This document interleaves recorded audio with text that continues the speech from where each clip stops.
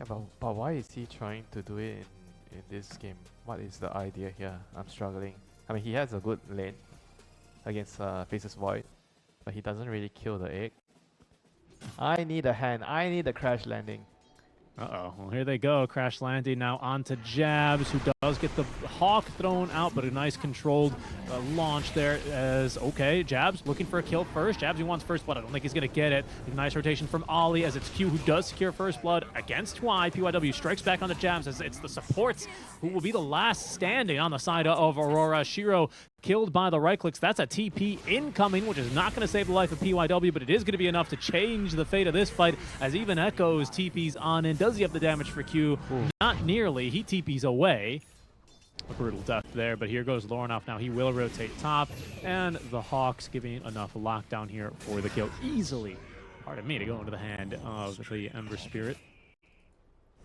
It may catch Ollie here. PYW from behind. Ooh, a little ring around the rosy tree action as the Wolves looking for the Phoenix. Echoes going in deep now as he does find his man. There's going to be tons of damage from the toss. Actually, Ollie managing to evade for now, but into the path of the Stampede. Chronosphere doesn't save his life, but it does catch the Coddle as well as the Tiny Echoes. Pops the Magic Wand, but is not going to be able to live against three heroes. New with the Shapeshift active now, making a run for it. So LGD still playing things a bit cautiously. They may have just found their man, though. Rubik, the tossback is successful, but he's got raindrops. Very tanky. Turns with a stolen avalanche. Now all of a sudden it's New falling a bit low as Aurora aggressive Icarus dive in. 23's got that point in time dilation. New is going absolutely nowhere as Lornoff will TP down bottom for a 2-kill-for-none situation. Yeah, they're going to look to defend. New, he goes knocking on the tower door, and Lornoff will respond. Haste Rune active here for Lornoff as he's easily able to sidestep basically that Macro Fire, just running down his man. He's got nothing to be afraid of as well with the Mage Slayer, as you say. Ollie, he's already used Icarus dive here. Supernova is going to be committed earlier. 23 Savage able to protect it perfectly. New goes down to Lornoff. A double kill for him as PYW stunned up by the Supernova. Echoes, all he can do is from a range offer a little bit of a blinding light here and illuminate there, but now he's got a bolt. Jabs, aggressive blink down bottom now. He sees New. He's got to be mindful, though, of that shapeshift as the TP is incoming now from the Rubik. They're going to need a little bit more control, but they've got him here. No Rubik necessary, just with the Searing Chains. Lornoff able to reach just over halfway completed as there goes Jabs. He's already on Echoes. BKB preemptively used. Doesn't want to be stopped even for a second by that avalanche as the stolen Illuminate charging on through. Another fight breaking out, but it's just Lornoff again getting the better of LGD. In fact, he's going to look and turn, catches two onto the Gleipnir. Ollie thinking about here, but a potential Supernova as the damage onto the Tiny's overwhelming. A self-fuel Scepter buys him a bit of time, but not enough, as that's certainly a Universe Chrono. Catches three. They're going to look for New first. He activates the Shapeshift, but lifted back into the arms of the Ember Spirit for a triple kill in this fight. Lornoff absolutely styling on LGD Gaming here. Aurora looking hot in game one.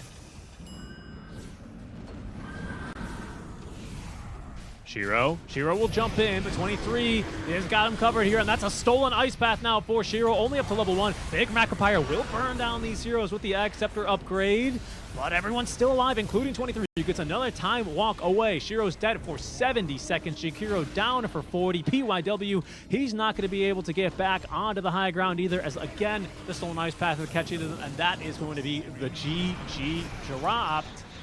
LGD Gaming. They didn't get a foothold in this game whatsoever. Aurora absolutely dominate here. I think with Bloodseeker, you need two things for the lane. Somebody to cancel TP and somebody to tank for you in the early game. I think Ogre is absolutely up there, you know, by being one of those pairings for Bloodseeker. PYW up top. This time he will get tagged by the stun. They did throw the blood grenade, but it's actually Ollie who might need to be kind of running away from this fight. There's going to be the toss back. Lotus. Second one is going to be fed over to PYW as Ollie continues to chase. Finds the second stun. 23 Savage. 23 Savage is pretty speedy, and he has the reach for the kill. New not fast enough to chase down Ollie. No. I've had a couple of those fair share of instances, you know, where I do something like that and my carry dies. So nighttime kicking in. Is our Zeus level 6 yet? One half a wave more. Ollie, top lane. That's a nice avatar onto 2, 23 needs to get a little bit of CS coming his way. Oh, he's so fast, though. He might just be able to run away from these guys. No way. New doesn't have any mana. PYW doesn't have any mana either. Looking for the big ultimates. Oh, Y is here with the Pinkett. Y sees him. He just needs a vision for the Purifying Flames, but he can't quite catch up to 23. In the meantime, the toss throws Echoes underneath the tier 1 tower, where he's going to be stunned up now by Q. There's going to be the Zeus ulti onto 2. Q with a big heal is not able to kill anyone, however, as 23 still running around in this fight. Lorinoff, he's TP'd in here, but it's New who can't quite catch him. Heavenly leap up to the high ground there and out of the way of that Pango Rolling Thunder. But we're not done fighting here. 23 still trying to fight through this one. That's certainly going to kill him off this time. He was running around far too much in that fight. Finally punished by LGD. And that also gave the Pango his level 6. So that was definitely a big deal. Back down bottom. They're going to try and jump Shiro. Shiro's got his ultimate, though. Just needs to make sure... Oh, okay. Doesn't use it. He would have gotten caught by his illusion, which is always very troublesome. So he is actually going to end up dropping. A little quick kill there between the Darkseer and the Marcy now that the Oracle's gone. Double shield crash is so good. The toss now, throwing Y into battle as Ali. He will die. No, actually still alive, but for now, the heals not enough from the level 2 Purifying Flame. It's just one last final one from Y. We'll cut him off.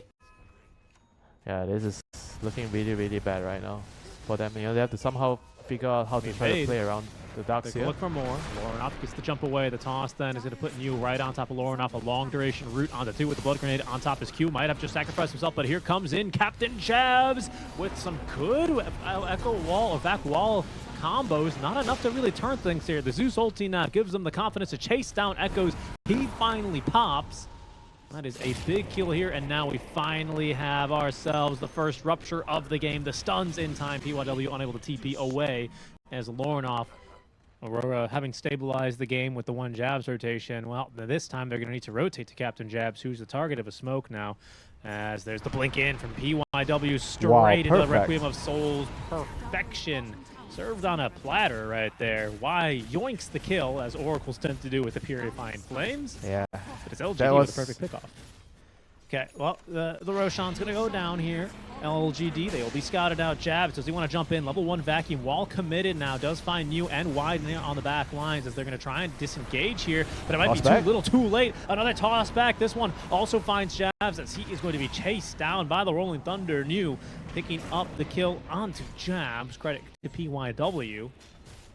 Especially without a Darkseer, 23's not eager to do so, as there's going to be the jump in and no interrupt now for Echoes. They don't quite get the kill on the Lorinoff. The Force Staff not going to help him. PYW had his man locked down there as Echoes forced to stand still a bit thanks to the rupture, but in goes New, looking to try and lock down even more as Q trying to push him back closer to the fountain. They'll at least land another silence on him, but this does not change the impact of this fight as Captain Jabs, he's in deep. He gets off the back wall onto 3. The self-heal's not nearly enough to keep him alive. He is going to drop. He didn't have a Zeus in that section of the fight. Q, he activates his BKB, but for what? There was a Fortune's End the entire time. Sorry, a false promises. This game is already over.